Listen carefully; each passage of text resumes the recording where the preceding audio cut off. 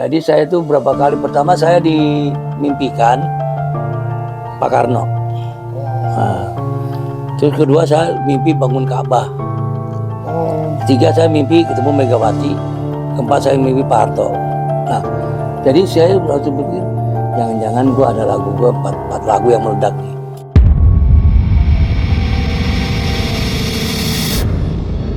Jadi pencipta lagu dahsyat.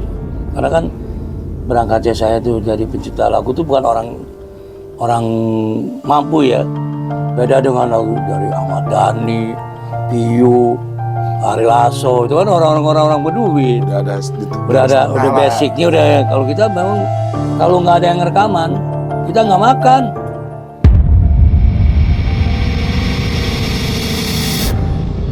Tolong nih pemerintah nih, Menteri Hukum nih, Pak Supratman ya. Tolong diperhatikan nih para pencipta lagu dangdut nih. Tolong nih saya pesen nih Pak pemerintah nih, pencipta dangdut paling sengsara Pak Prabowo. Jadi harus diperhatiin itu dulu. Belum tentu dia pagi makan, sore makan Pak Prabowo ya. Tolong diperhatiin pencipta lagu dangdut.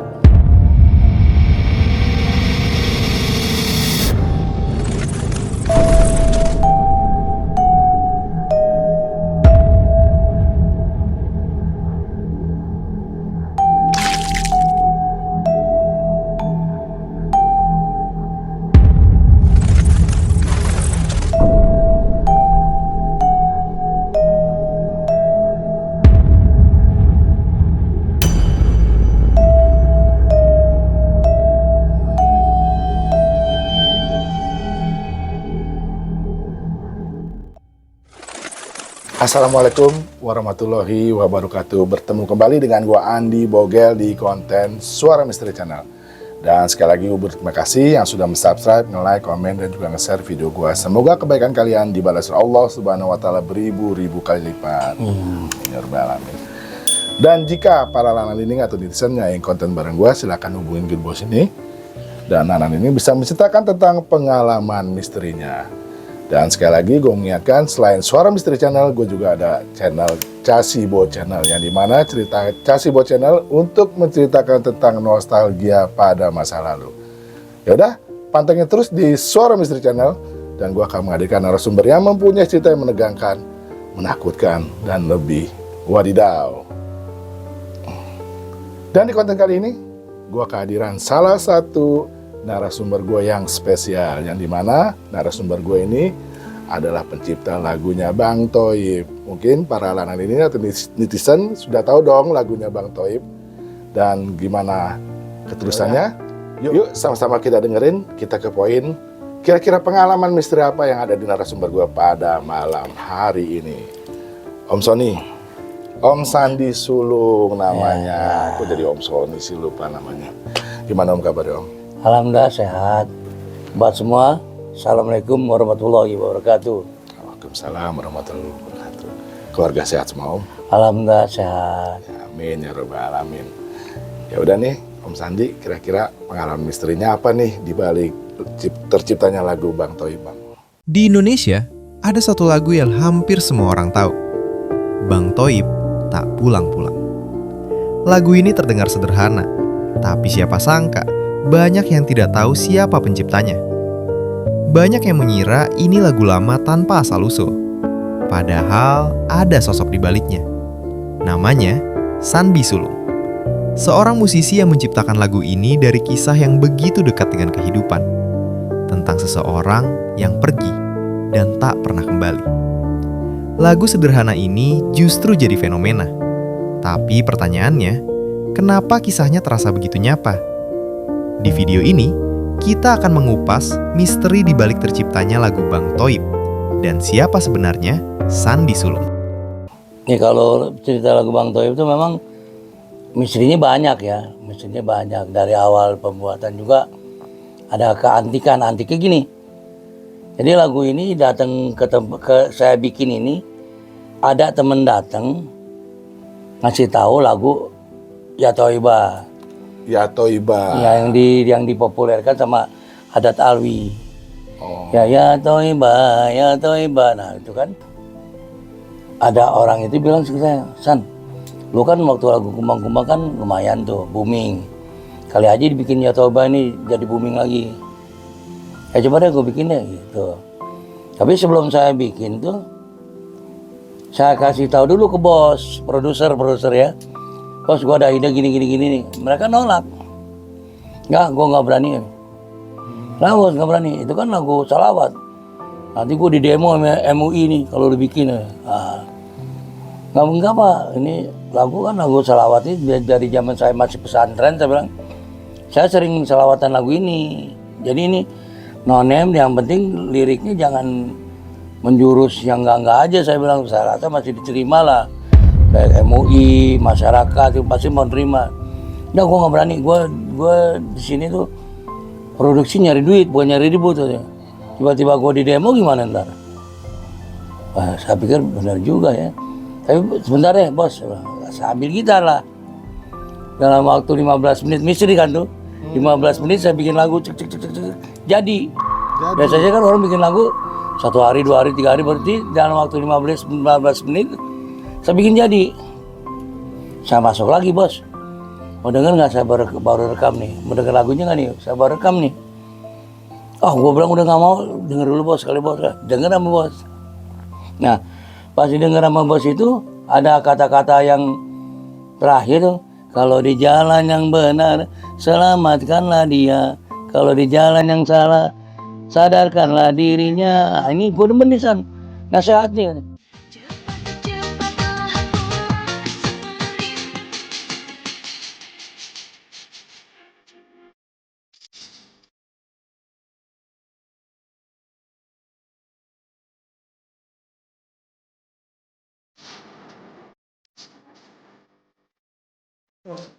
Ini liriknya boleh nih, gue ambil deh. Hari jadi yang tadinya nggak mau, jadi mau.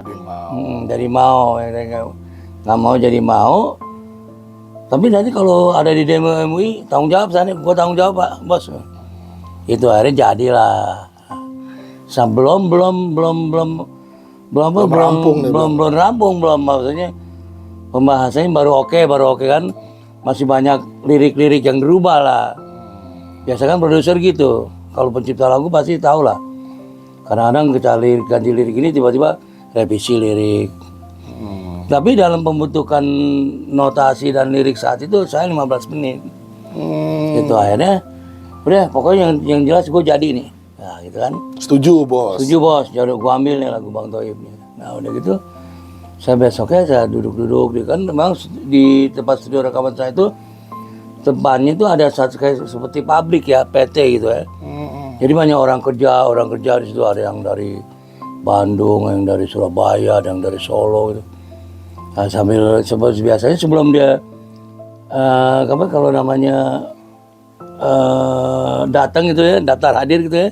Biasanya sebelum dia daftar hadir nongkrongnya di studio saya dulu. Oh, sebelum absen. Absen masuk nongkrong. Nah, situlah saya kulik-kulik gitu. Ya lu gini, saya di sini bang. Nah, akhirnya terinspirasi saya. Berarti gue mesti bikin kayak gini nih. Akhirnya keluarlah kata-kata 3 kali puasa, 3 kali lebaran. Nah, itu artinya apa tuh? Nah, itulah kalau menurut gue sih itu misterinya di situ. Sampai saat ini kenapa gue bisa nulis 3 puasa, 3 lebaran? Kenapa gue nggak tulis 3 tahun? Kan lebih simpel. Orang lebih paham. 3 tahun orang udah paham, 3 lebaran apa 3 tahun 1 windu lah. Iya, gitu, umpamanya begitu ini, gue apa sekarang? Jadi pertanyaan ini nih selalu diungkapkan oleh siapa saya orkes apapun gitu ya. Ditanya lu dapat kata-kata itu dari mana? Nggak tahu sampai sekarang. Nah itu. Jadi kalau menurut saya itu petunjuk dari Allah ya. Petunjuk dari Allah walaupun seperti kayak misteri gitu ya, tapi yang bisa membangkitkan lagu Bang Thoib, yang bisa lagu Bang Thoib itu jadi booming gitu ya. Nggak sembarangan tuh kata-kata 3 lebaran 3 puasa. 3 kali puasa, 3 kali lebaran. Nggak sembarangan, kamu tuh istimewa lah itu. Istimewa. Itu misterinya di situlah. Saya yakin kalau nggak ada kata-kata itu nggak akan booming. Oh. Saya yakin itu. Dan untuk penunjukan artisnya Om dari mana punya inspirasi? Nah, kalau penunjukan artisnya kan memang lagu saya pertama boom, Kumbang-Kumbang ada Irma. Oh. Saya coba lagi ada Irma lagi. Dan memang vokalnya nempel. Vokalnya. Pokoknya udah dagu dan vokalnya nyatu lah gitu. Makanya pakai Ade Irma lagi saya gitu. Itu rekamannya bisa ini nggak Om? Maksudnya Om ciptain, Om rekaman, kasih Tante Ade Irma langsung mulai, kayaknya langsung naik tuh Om kuasa. Enggak, kalau itu prosesnya ya tetap kita prosesnya ya bikin musik terus baru kita kasih dengar Ade Irma. Ade Irma sih kalau yang menyanyiin lagu karya saya dia respect, nggak pernah menolak. Udah bang, gue siap gitu. Tapi nggak sulit kok. Cuman memang ada misteri lagi pasti vokalnya, ada misteri lagi tuh. Ada misterinya nih Om. Ada misteri lagi pasti vokal. Jadi setiap penyanyi itu ada yang menata vokal. Ada yang ngarahin lu mesti begini, lu mesti begini. Nah itu orang yang ngarahin itu menghina saya. Oh. Dia bilang, si Sandi bikin lagu apaan gini? Aku juga enggak, lu bikin lagu kayak gini gitu. Dan saya dengar omongan itu. Saya bilang, namanya almarhum ya udah almarhum Bang Nanan ya. Apalah Bang Nanan, siapa tahu rezeki saya gitu kan. Tapi lu bikin lagu kayak gini apa jadinya nanti? Ya nggak apa-apa lah, Bismillah aja saya bilang. Udah tuh, udah. Setelah keluar, booming ternyata. Sehari itu kalau dulu zaman kaset tuh sehari repeat 1000. Besok 1200. Naik lagi 1300. Sampai 1600 misteri lagi tuh. Misteri lagi Om. 1600 pas 1600 kopi repeatan tiap hari mandek. Oh. Ini ada apa nih saya bilang? Kok dari kenceng bisa mandek? Nah ternyata di dalam album itu ada lagu seseorang, lagu UDS ya. Lagu UDS itu pencipta lagu Jatuh Bangun. Jatuh Bangun aku. Ya, ini UDS ini pencipta lagu Jatuh Bangun. Kebenaran dia ngasih lagu dan lagu itu ada di album itu. Nah, misterinya si UDS ini sebenarnya lagu itu ciptaan berdua Sama Om. sama orang. Sama orang. Tapi duitnya si orang yang temen itu nggak dikasih. Nuntut dong. Kok lu bisa keluarin lagu gua nggak dapat apa-apa nih. Udah kita udah bayar ke Udi. Terus, oh gitu. Saya laporan ke bos. Bos kondisi gini-gini. Yaudah deh. Biar repeat lagi. Lu bayar itu. Biarin si Udi deh. Misterinya gitu ya. Ada sini duitnya. Saya bayar tuh orangnya. Udah lu jangan banyak ribut nih, gue bayar nih. Besoknya naik lagi. Sampai sehari 5.000. Nah itu misterinya gitu tuh. Gitu. Iya. Bisa begitu. Iya bisa begitu. Karena setelah saya bayar penciptaannya yang satunya. Besoknya nggak mandek. Langsung ribet terus. Sampai akhirnya nembus di 450.000 kopi. Alhamdulillah, Iya. 450.000 kopi. Wow, keren Gitu. banget tuh Om. Om kok bisa jalurnya kok dari pencipta lagu Om? Ada inspirasi apa sih Om? Kok Om nyiptain lagu kan susah itu Om. Gini, sebenarnya berangkat saya itu sebenarnya bukan jadi pencipta lagu, jadi penyanyi. Oh, Nah, saya tuh aslinya bukan orang dangdut, saya orang pop. Berangkat tujuan utama saya pengen jadi penyanyi. Tercapai sih jadi penyanyi.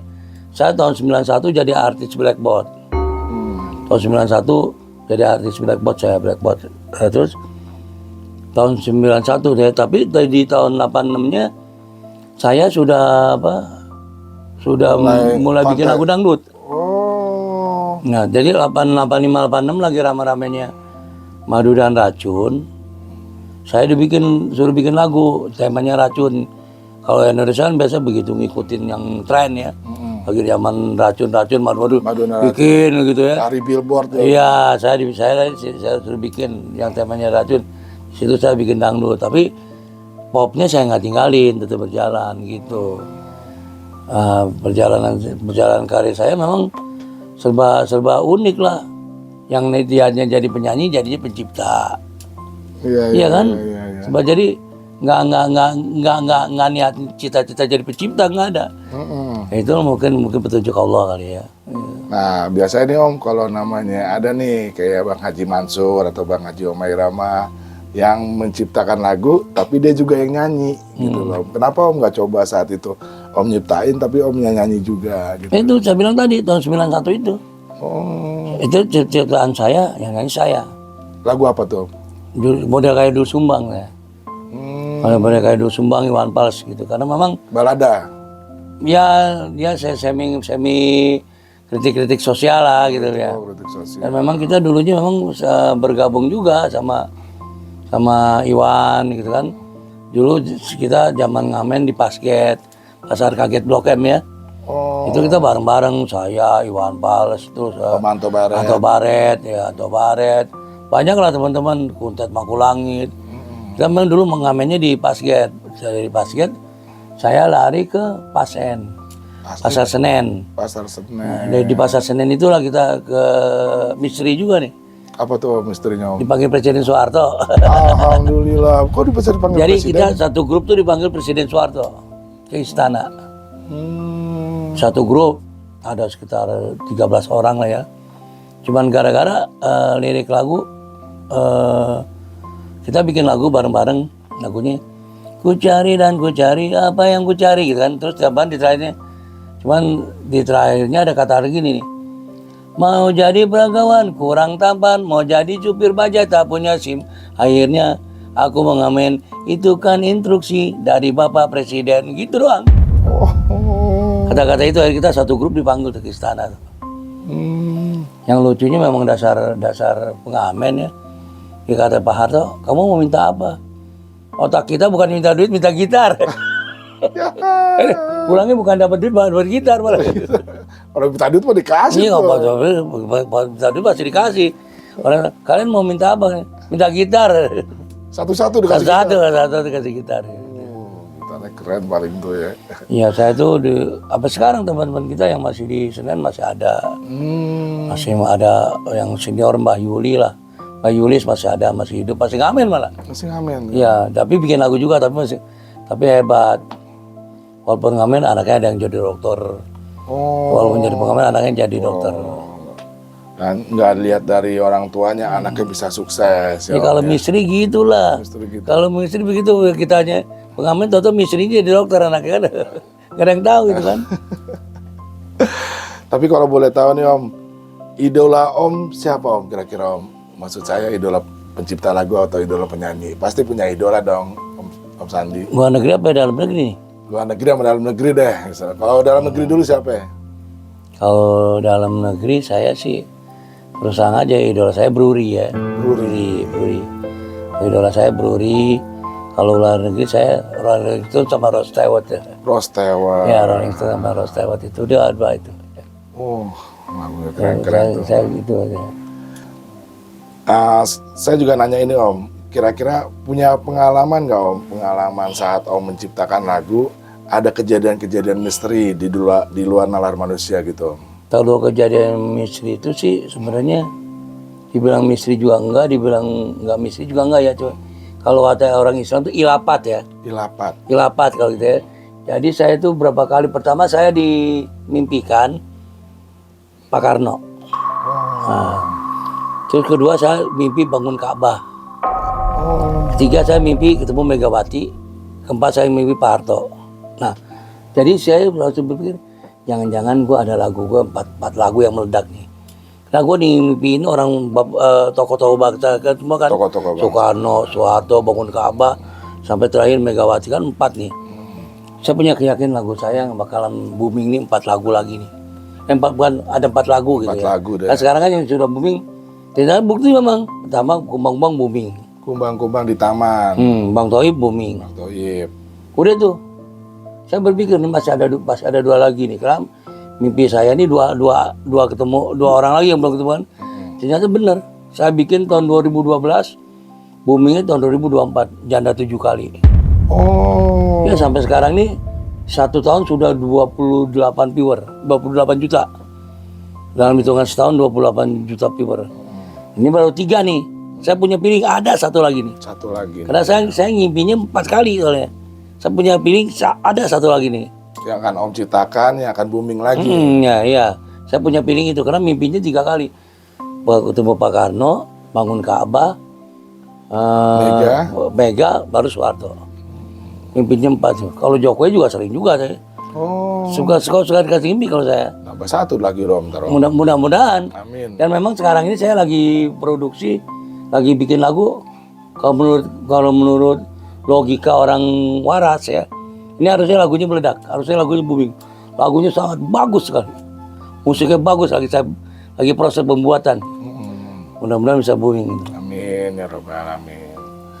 Dan juga satu lagi nih pertanyaan Om, kira-kira punya pengalaman gak Om di masa Om menciptakan lagu, jadi penyanyi, pengalaman yang gak bisa dilupain? Oh, pengalamannya dahsyat.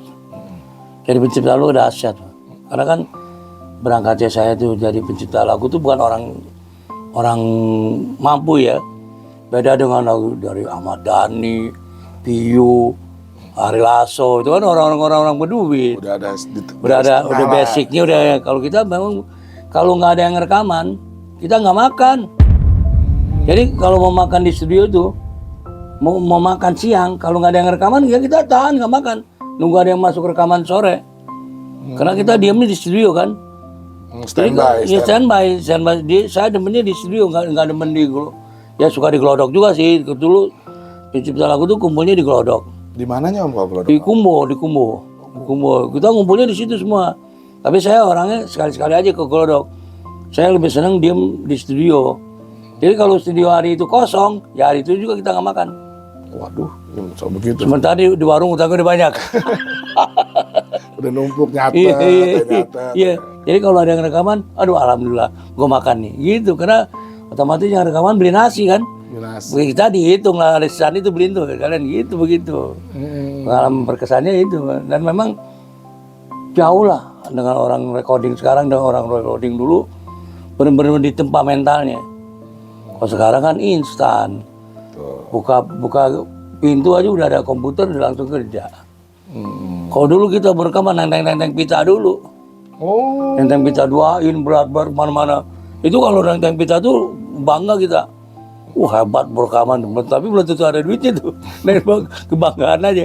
Kalau sekarang dengan studio yang pas minim, kecil gitu ya, dengan cukup layar komputer satu, monitor ya. Jadi ya kalau dulu harus gede-gede studio. Ada piano seperti ini ya dulu kan. Kalau nggak ada piano seperti ini kan masih ada di setiap studio pasti ada piano ini. Pasti ada Om. Ini aja nih makan tempat kan. Kalau ikutin dulu tuh. Kadang bukan satu piano, dua piano, drum kan. Kalau sekarang kan drum dari dalam, piano dari dalam kan. Benar-benar kalau dulu tuh benar-benar ditempa gitu. Natural, lebih natural. Seperti itu ya. Nah, biasanya nih kalau seorang pencipta lagu nih ada nih penyanyi-penyanyi yang pernah dempet gitu Om. Pernah ada hubungan nggak ada pernah Om ya? Kalau penyanyi saya paling pantangan. Pantangan Om. Ya saya alhamdulillah selama saya berkarya ini menjadi pencipta lagu tidak satupun penyanyi yang saya pacarin. Nggak ada. Jadi saya paling pantang Om ya. Resikonya tinggi. Biayanya gede. Iya. Belum segala macam salon segala macam. Iya. Iya. Dan ini juga yang tadi agak masuk di pikiran saya Om ya, kan Om bilang 4 yang ini Soekarno, Kaba, Mega sama Soeharto. Tadi kan Om sebutin nama Pak Jokowi Om ya. Nah mimpinya Pak Jokowi itu seperti apa? Ya kalau saya mimpi Pak Jokowi itu jadi Pak Jokowi itu antara gunung bukit gitu ya. Tangan saya ditarik sama dia, diajak ke atas sama dia. Saat itu udah menjabat, masih menjabat? Masih di periode kedua dia. Periode kedua. Ya saya ditarik gitu. Sama sini juga Pak Prabowo juga saya udah diimpiin, udahlah. Udah diimpin juga. Udah diimpin. Pokoknya yang nggak diimpin sama saya cuma Gus Dur, SBY sama Habibie. Yang lainnya saya dikasih impi semua gitu. Saya kasih impi semua. Itu aja. Pak Prabowo hanya bertemu doang. Nampak aja, ngeliatin apa aja. Senyum apa? Enggak, ketemu aja gitu Pak Prabowo gitu kan. Tapi kalau Jokowi benar-benar ngangkat tangan saya diajak ke atas. Diajak naik derajat. Ya saya ngimpinya tuh saya ditarik tangan Jokowi, saya narik tangan istri saya dalam mimpinya itu tuh. Ya dalam mimpinya itu. Diajak juga sang istri. Ya saya narik tangan istri saya tuh. Makanya ya kalau gini sih, misteri begini percaya nggak percaya, tapi emang nyata kadang-kadang. Ya buktinya saya punya lagu booming. Jangan percaya lo mimpi udah. Ternyata saya dikasih ketemu Soekarno diajak bangun kapal, ternyata itu tanda saya mau lagu mau booming. Ya kan itu jadi ya dibilang terlalu percaya jangan, jika percaya juga jangan. Pokoknya yang penting bisa mengartikan dengan baik lah, jangan diumbar-umbar kayak gimana gitu. Betul Om. Nah emang ternyata sih bisa dibuktikan juga kan kalau tetangga suka pernah dengar nggak pulang-pulang tuh kayak Bang Thoyib tuh. Nah, pasti nama Bang Thoyib itu udah salah satu melegenda orang yang nggak pulang-pulang ke rumah. Iya, walaupun ada yang bikin nama lain, Bang Amir, Bang apa gitu, nggak bisa ngalahin Bang Thoyib. Thoyib lah. Memang sudah garisnya begitu ya. Garis dari Allahnya seperti itu kayak gitu ya. Dan yang terakhir nih Om nih, kira-kira ada pesan-pesan nggak buat royalti buat para pencipta lagu Om? Kalau royalti sih sebenarnya gimana ya? Di Indonesia ini memang royalti memang masih samar-samar ya. Belum jelas kedudukannya, tapi nggak usah berkecil hati buat pencipta lagu yang baru, tetap aja berkarya. Karena kalau sudah karyanya terbaca, otomatis royaltinya akan datang sendiri, Akan ngikutin sendiri. Jadi nggak usah LMKN begini, LMK begini, berkarya aja. Kalau sudah karyanya nyata dan booming, nggak bisa dibohongin, nggak bakalan nggak dapat royalti, pasti dapat royalti. Kayak saya ini, saya santai-santai aja. Ributnya santai-santai aja. Cuman memang saya mohon pemerintahnya benar-benar hadir di tengah para pencipta lagu. Jadi tolong nih, saya pesan nih sama pemerintah nih, pencipta dangdut paling sengsara Pak Prabowo. Jadi harus diperhatiin itu tuh. Belum tentu dia pagi makan, sore makan Pak Prabowo ya. Tolong diperhatiin pencipta lagu dangdut. Kalau pencipta lagu pop kayak Dani, kayak Ari Lasso, itu hidupnya udah enak. Kalau pencipta lagu dangdut bener nih. Kita makan pagi, belum tentu sore bisa makan pencipta lagu dangdut. Pencipta lagu dangdut. Tolong nih pemerintah nih, Menteri Hukum nih, Pak Supratman ya. Tolong diperhatikan nih para pencipta lagu dangdut. Semua pencipta lagu lah, tapi khususnya dangdut. Sengsara, menderita Pak, lahir batin, kalau mau tahu, itu aja. Nah itulah salah satu pesan yang harus diperhatikan oleh para petinggi yang ada di Indonesia ini. Waduh, ini kayaknya mantep nih, pesan yang bagus nih buat mereka, biar mereka dengar nih. Ternyata para pencipta lagu tuh hidupnya kurang memuaskan. Ini memang benar, kalau sama Dhani emang udah banyak duit, nggak dikasih royalti sebulan juga. Kalau kita nggak dikasih royalti, sedangkan kita di warung udah baik catatan. Harapan kita itu benar, Bang, saya nggak bohong Bang. Hari ini bagaimana dapat beras, hari ini bagaimana makan, betul tuh besok masih mikir lagi tuh Bang. Bener, cuman karena kita dunia rekaman, glamor jadi kayaknya. Betul. Kayaknya nggak pernah kelihatan susah orang nyanyi melulu. Padahal hatinya susah itu. Kayak lagunya khusus dong. Iya. Walaupun nggak punya uang tetap senang. Gitu. Nah, terakhir nih Om, kira-kira punya pesan-pesan nggak Om buat subscriber saya atau buat pencipta yang baru-baru ini atau penyanyi yang baru-baru ini, seperti apa untuk kedepannya gitu Om? Ya untuk kedepannya yang penggemar acara Misteri nih ya, Iya. selalu like, selalu subscribe, selalu ikutin acara Misteri ini. Terus anak muda nih semangat, jangan patah semangat. Saya yang sudah kakek-kakek aja masih semangat, tetap berkarya. Penyanyi juga tetap berkarya pada jalan yang benar. Itu aja pesan saya. Itu aja pesan dari seorang Sandi Sulung, pencipta lagu Bang Thoyib. Ya udah dah. Wah Om, terima kasih Om. Sama-sama. Ini kayaknya edisi spesial dari Suara Misteri kehadiran Om Sandi Sulung. Ya udah, pantengin terus di Suara Misteri dan gua akan menghadirkan narasumber yang mempunyai cerita lebih menegangkan, menakutkan dan lebih wadidaw. Assalamualaikum warahmatullahi wabarakatuh. Waalaikumsalam warahmatullahi wabarakatuh.